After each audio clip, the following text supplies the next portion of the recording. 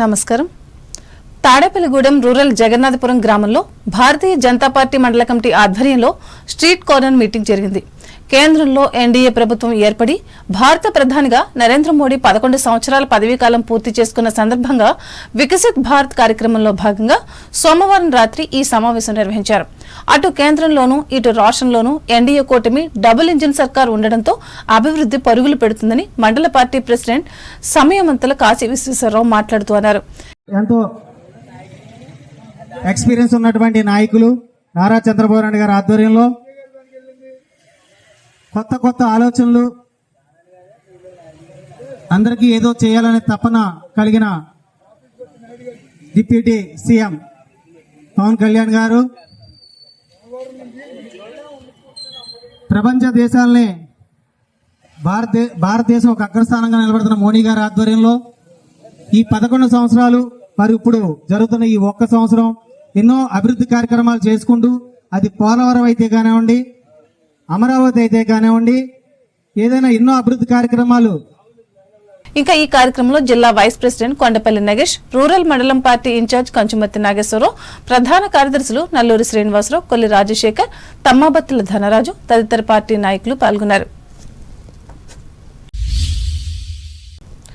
రాష్ట్రంలో ఖాళీగా ఉన్న ఉపాధ్యాయ పోస్టుల నియామకం కోసం రాష్ట్ర ప్రభుత్వం ఇటీవల విడుదల చేసిన మెగా డిఎస్సికి సంబంధించిన వ్రాత పరీక్షలు రాష్ట్ర వ్యాప్తంగా కొనసాగుతున్నాయి. మంగళవారం ఉమ్మడి పశ్చిమ గోదావరి జిల్లా వ్యాప్తంగా 8 కేంద్రాల్లో పరీక్షలు నిర్వహించారు. తాడేపల్లిగూడెంలో శ్రీ వాసవి ఇంజనీరింగ్ కళాశాలలో 3 షిఫ్ట్లలో జరిగిన పరీక్షలకు 455 మందికి గాను 376 మంది హాజరైనట్లు కళాశాల ప్రిన్సిపాల్ డాక్టర్ ఏ రత్నాకర్రావు తెలిపారు. Test centre administrator G Nataraj, system admin Kolla Suresh, TCS సంస్థ ప్రతినిధులు పరీక్షా నిర్వహణను పర్యవేక్షించారు. తూర్పుగోదావరి జిల్లా వార్తలు. జిల్లాలో ప్రతి 3 నెలలకు ఒకసారి స్టేట్ డిజాస్టర్ మేనేజ్మెంట్ అథారిటీ సమావేశం నిర్వహిస్తున్నామని జిల్లా జాయింట్ కలెక్టర్ ఎస్ చిన్నరాముడు తెలిపారు. రాజమహేంద్రవరం కలెక్టరేట్లో ఢిల్లీ నుండి వచ్చిన జాతీయ విపత్తుల నిర్వహణ బృందం జిల్లాలోని ఈ శాఖ పనితీరుపై మంగళవారం నిర్వహించిన సమీక్షా సమావేశంలో ఆయన పాల్గొని మాట్లాడారు. జాతీయ విపత్తుల నిర్వహణ సంస్థ జారీ చేసే సూచనలు, హెచ్చరికలు ఎప్పటికప్పుడు క్షేత్రస్థాయిలోకి తీసుకువెళ్తున్నామని అన్నారు. కొత్త జిల్లాలలోని ఈ సంస్థల్లో మౌలిక సదుపాయాలు కల్పించేందుకు నిధులను విడుదల చేయాలని కోరారు. అలాగే పిడుగులు పడేందుకు అవకాశం ఉన్న ప్రాంతాలను గుర్తించి ప్రజలను అప్రమత్తం చేస్తున్నామని చెప్పారు. గోదావరి నదీ గర్భంలో ఉన్న ములకలంక గ్రామానికి చేపట్టిన వంతెన నిర్మాణం మధ్యలో నిలిచిపోయిన విషయాన్ని ఈ సందర్భంగా కమిటీ దృష్టికి తీసుకువెళ్లారు. And as per the instructions of the SDFA instructions given, and already 4th month the district administration is conducted one of the training program also, and already action plan and everything is being given. Overall the district is at 80 centers and 2 revenue division mandals. Active departments like the revenue, police and SDRF, agriculture, fisheries, and irrigation, main irrigation, and medical and health, and art of this departments is very actively done, sir. And 2 mandal level officers is in charge and identified, and majority of the locations is already identified in inhabitations areas. And ఈ సమావేశంలో committee సభ్యులు, ఎస్డీఎంఏ సంయుక్త సలహాదారు novel Prakash, Abhishek, Abhinav వాలియా, ఉమ్మడి తూర్పుగోదావరి జిల్లా పరిషత్ chairman విప్పత్తి వేణుగోపాలరావు, జిల్లా revenue అధికారి T సీతారామూర్తులు పాల్గొన్నారు. అంబేద్కర్ కోనసీమ జిల్లా వార్తలు. మామిడికుదురు మండలం నగరం గ్రామంలోని గెయిల్ టెర్మినల్ ను ఎన్డీఆర్ఎఫ్ బృందం మంగళవారం పరిశీలించింది. ఈ నేపథ్యంలో బృంద ఇన్స్పెక్టర్ ఎస్ భూపేంద్ర కుమార్ సారథ్యంలో గెయిల్ సంస్థ కార్యకలాపాలను పరిశీలించింది.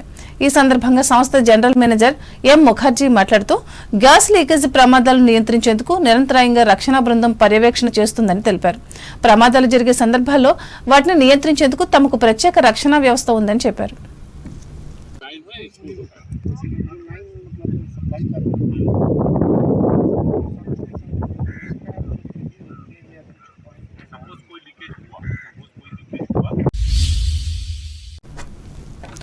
అంబేద్కర్ కోనసీమ జిల్లాలో ఎక్కడా లేని BA ఇంగ్లీష్ లిటరేచర్ గ్రూప్ను ఈ ఏడాది నుండి రాజోలు ప్రభుత్వ డిగ్రీ కళాశాలలో ప్రారంభిస్తున్నట్లు ఈ కళాశాల ప్రిన్సిపల్ పి సాయిబాబు తెలిపారు.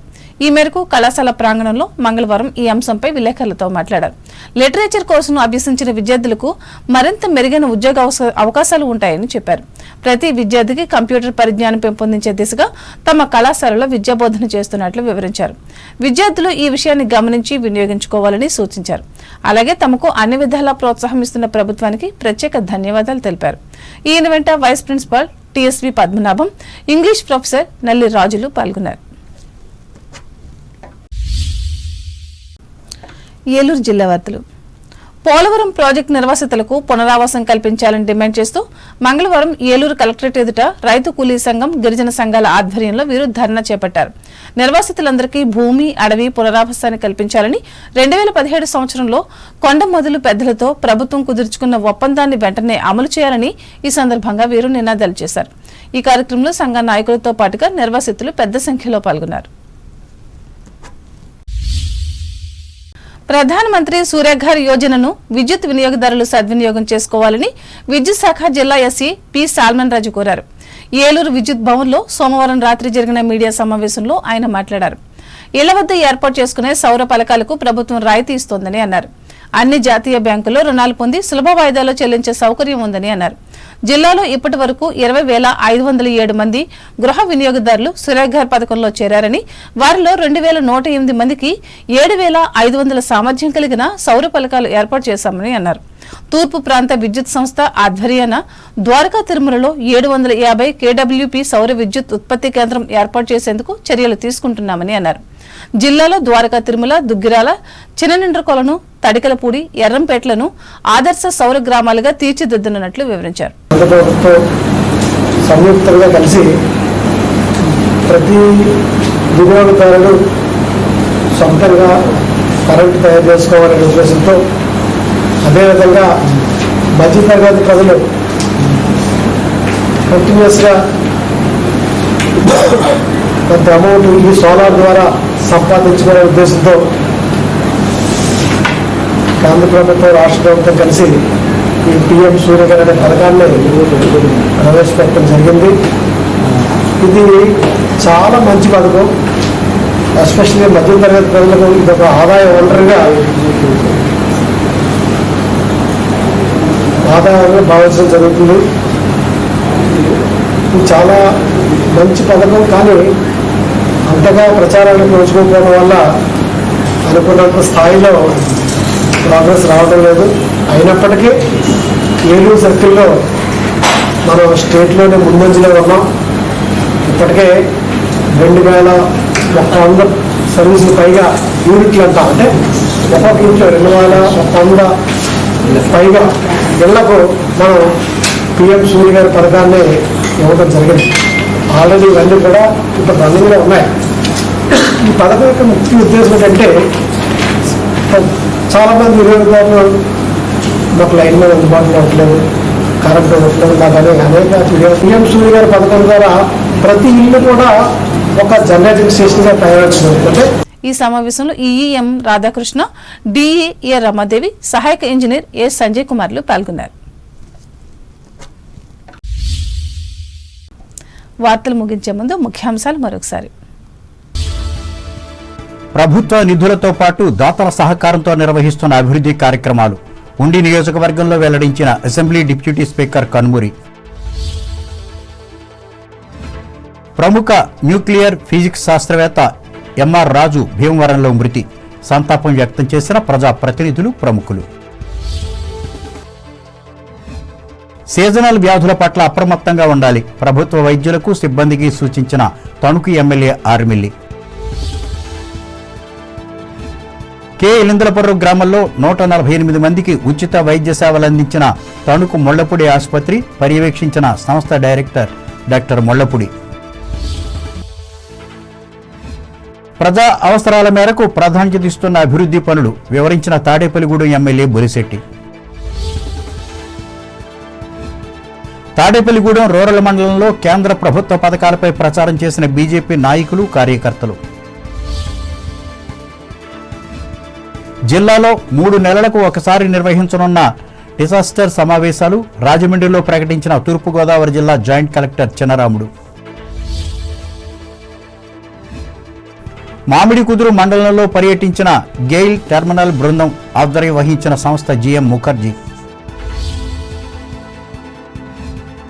పోలవరం ప్రాజెక్టు నిర్వాసితులకు రక్షణ కల్పించాలి. ఏలూరు కలెక్టరేట్లో ధర్నా చేసిన రైతు కూలీ గిరిజన సంఘాలు. విద్యుత్ వినియోగదారులకు మేలు చేస్తున్న ప్రధానమంత్రి సూర్యఘర్ యోజన పథకం ఏలూరులో స్పష్టం చేసిన విద్యుత్ ఎస్ఈ సాల్మన్ రాజు. ఈ వార్తలు ఇంతటితో సమాప్తం. నమస్కారం.